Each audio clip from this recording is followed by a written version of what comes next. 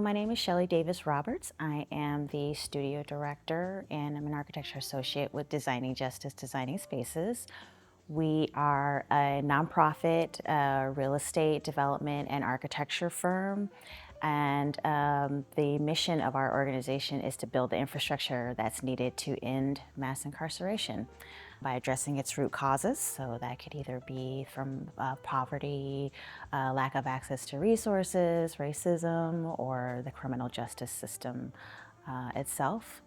We have about 8 buckets of work that we look at as our kind of ecosystem of care, and that services systems impacted folks. And so it's range from youth spaces, behavioral health, reentry housing, specialized housing. And so, it's all of those things that are kind of needed, again, to kind of reacclimate back into society.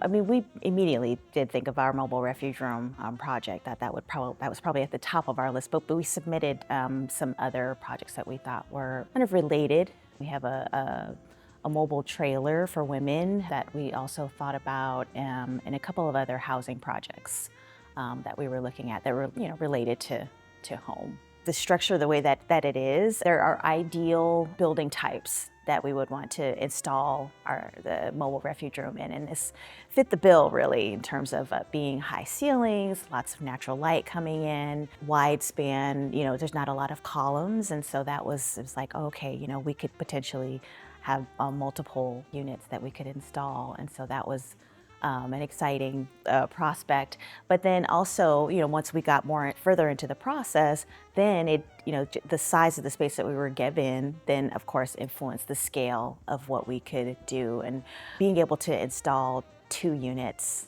as we were able to do, is a huge deal.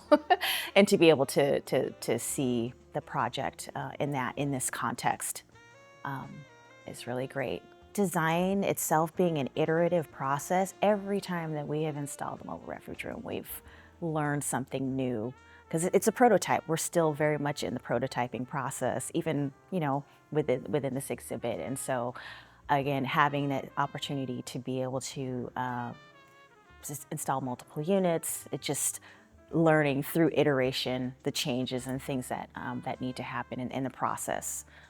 It's just a constant learning ground. When design can change the lens through which you see the world, when it sparks that, if it's something that you haven't seen before or changes the way that you think about a particular thing, then I think that's what good design does. It sparks conversation. It moves the needle a little bit in a particular area, and so yeah, if you could really kind of spark a change in thinking and the lens through which you see the world, I think that's what good design does.